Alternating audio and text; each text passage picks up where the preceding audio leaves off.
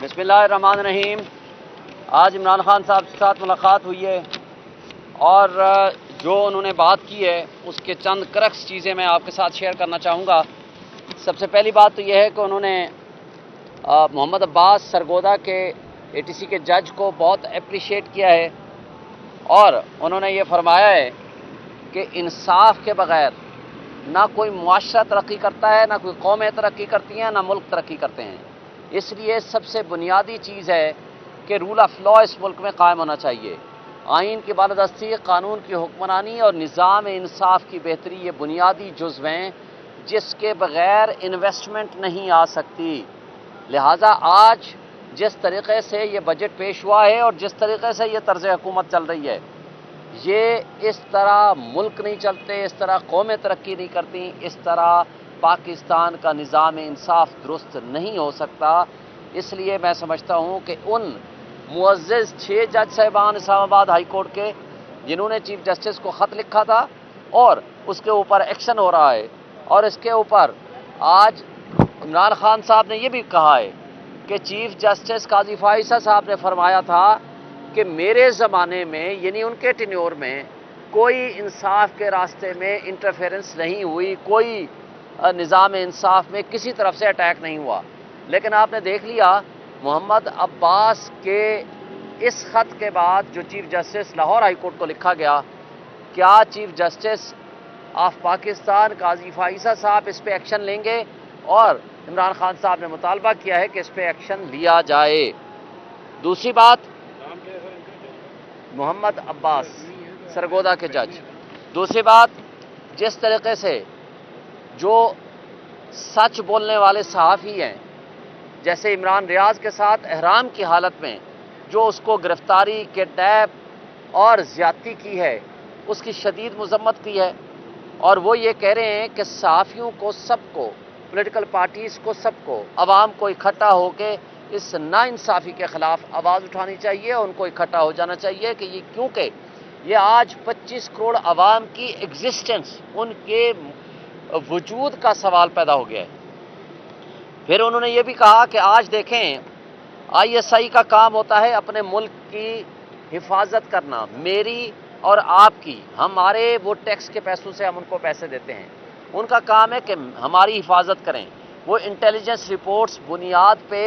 दहशतगर्दों के ख़िलाफ़ कार्रवाइयाँ करें, वो हमारे हिफाजत करें हमारे बार्डर्स की, चे जाए कि वो हमारे अपने लोगों को उठाएं। अज़हर मशवानी के 2 भाइयों को उठा लिया, शहबाज गिल के भाई को उठा लिया, और इस तरह PTI के कई कारकुनान को उठा लिया गया। ये गलत तरीक़े से उनको सिर्फ PTI को डिसमेंटल करने,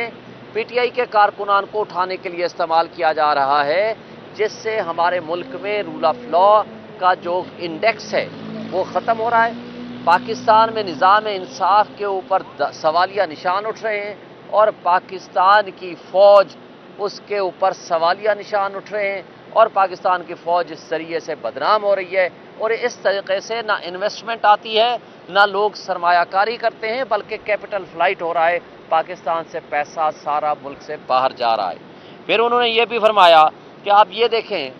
कि जो दुबई लीक्स हुई या गंदम स्कैंडल हुआ, क्या इस हवाले से नैब का काम नहीं था कि उसके ऊपर वो फौरी तौर पर FIA और नैब उसकी इंक्वायरी करे? मोहसिन नकवी की फैमिली के पास या उनके पास इतने पैसे कहाँ से आए? उसका मनी ट्रेल कहाँ है? मनी लॉन्ड्रिंग के ज़रिए पैसे गए हैं तो क्यों गए हैं? और उनके ख़िलाफ़ कोई एक्शन हुआ? साबिक जर्नैलों ने प्रॉपर्टीज़ बनाई हुई हैं, क्या उनसे पूछा गया? क्या नवाज शरीफ की फैमिली के प्रॉपर्टीज़ हैं, उनसे पूछा गया? और मीडिया रिपोर्ट कर रहा है कि मरियम नवाज़ का कोई मसाज सेंटर है, क्या उससे पूछा गया? और क्या राव अनवार, जो जरदारी साहब अपना बच्चा उसको कहते थे,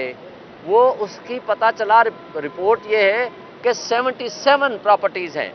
शर्जील मेमन की फैमिली के नाम भी हैं और उनके मुलाजमीन के नाम भी हैं। अब आप जो इस तरीक़े से, जो उन्होंने नैब लॉ के मुतालिक भी ये फरमाया है कि उस पर हम ख़त लिखेंगे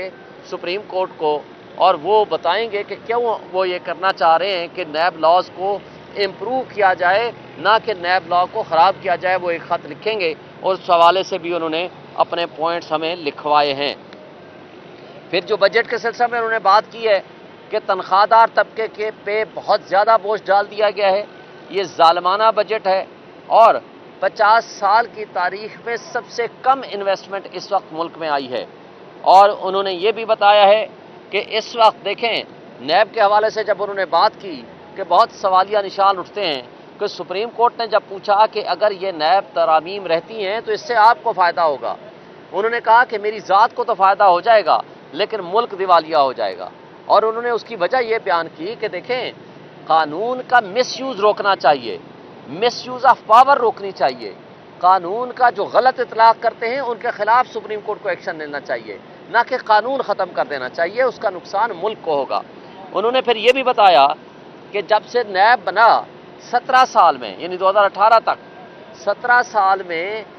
صرف 295 ارب روپے نیب نے اکٹھے کیے، ویئرز عمران خان صاحب کے 3 سال کے زمانے میں 480 ارب روپے اکٹھے کیے، ویئرز 1100 ارب روپے مزید اکٹھا کرنا تھا جن کے کیسز ابھی میچور ہو چکے تھے، لیکن ان کیسز کو ختم کر دیا گیا نیب لا کو تبدیل کر کے ان لوگوں نے جن کے اپنے پرسن سپیسیفک کیسز تھے۔ پھر انہوں نے بتایا کہ کس طریقے سے میوچول لیگل اسسٹنس ہوا کرتی تھی، یعنی آپ کے پاس کوئی پراپرٹی کے ایسٹس ہیں، کوئی بینیفٹ ہیں، کوئی پراپرٹی کے کاغذات ہیں، وہ آپ نے چیک کرانا ہے دبئی سے، یو کے سے، یو ایس اے سے کہ جناب یہ اس کے ہیں یا نہیں ہیں، وہ ختم کر دیا، ان ایڈمیسیبل ایویڈنس کر دیا۔ اس کا نقصان یہ ہوا کہ آپ منی لانڈرنگ سے یہاں سے پیسہ لے کے باہر بھاگ جائیں اور وہاں سے جو بھی پراپرٹی آپ کے پاس اس کی ایویڈنس آئے آپ اس کے اوپر میوچل لیگل اسسٹنس لے نہیں سکتے، اور اگر لے لیں تو اس کو عدالت میں ثابت نہیں کر سکتے کیونکہ وہ ان ایڈمیسیبل ایویڈنس ہے۔ اس طریقے سے جو پیسہ ملک سے باہر چلا گیا یا جا رہا ہے، ان چوروں اور ڈاکوں نے اپنے صرف مفادات کی خاطر، اپنے کیس ختم کرنے کی خاطر یہ سارا نیب لا کو تبدیل کیا۔ اور اس حوالے سے جو صنم اور عالیہ کے ساتھ ایک مینٹل ٹارچر ان کو دے رہے ہیں اور فزیکل ٹارچر دے رہے ہیں، 7 گھنٹے ان کو شدید گرمی میں گاڑی میں بٹھاتے ہیں، اس کی شدید انہوں نے مذمت کی ہے۔ اور اس وقت